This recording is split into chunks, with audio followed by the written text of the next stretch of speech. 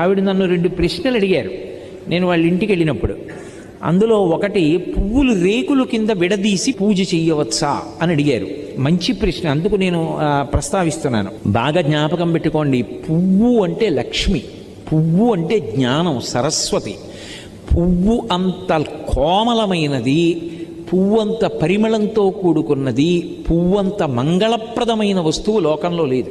అందులో ఎర్రటి పువ్వు కానీ నేల మీద పడి ఉందనుకోండి, ఎవరైనా సరే దాన్ని తీసేయాలి ముందు, అది కింద ఉండకూడదు. ఎందుకో తెలుసా?